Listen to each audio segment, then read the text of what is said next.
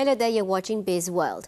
Datuk Seri Anwar Ibrahim has urged the European Union, EU, to recognise and appreciate the efforts of palm oil producing countries in meeting the EU Deforestation Free Regulation EUDR.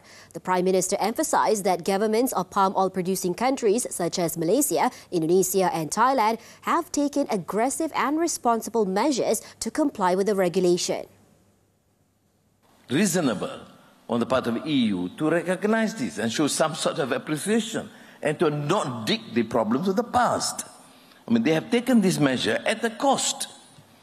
It is not something which is readily taken by governments because that was the practice in some areas in the past, but the government had taken very aggressive, responsible measures. The inauguration Speaking in his keynote address at the Malaysian Palm Oil Board, MPOB, International Palm Oil Congress and Exhibition, Anwar said the EU should focus on the current efforts taken by the producing countries instead of dwelling on the past. Malaysian agro-commodity products, primarily palm oil, timber, cocoa and rubber exports, will be subjected to the EUDR, which is expected to take effect from January 2025.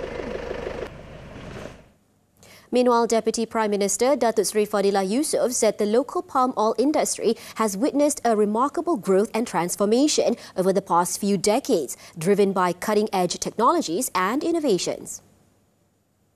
I'm proud to say that Malaysia has achieved significant milestone by successfully sequencing the oil palm genome, leading to groundbreaking discoveries that enhances the efficiency of oil palm breeding practices. Other research collaborations that have produced scientific breakthroughs include the nutritional properties within the food industry, pharmaceutical and health supplements industry. and commodities to deliver. He added mechanisation has revolutionised tasks like harvesting and improved efficiency in plantation management.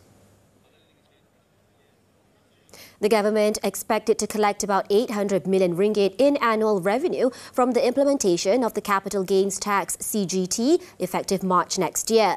The Finance Ministry said this is based on share ownership transfer trends in recent years. It added a rate of 10% on net gains will only be applicable to the disposal unlisted shares of companies, limited liability partnerships, cooperatives and trusts.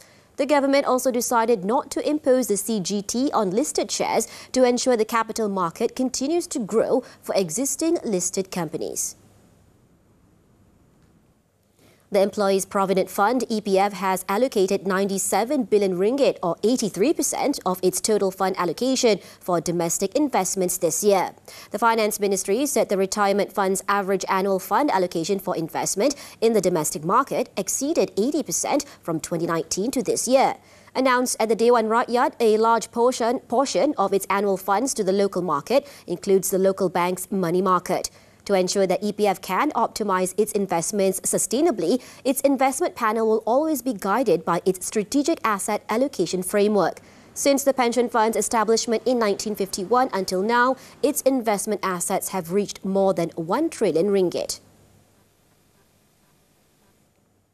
Starting next year, Malaysians will be able to use QR payments in 8 countries. PayNet's Group CEO Farhan Ahmad said this will be supported by Asians' e-wallets, including the ones in Hong Kong, the Philippines, Mongolia, Macau, Japan and South Korea.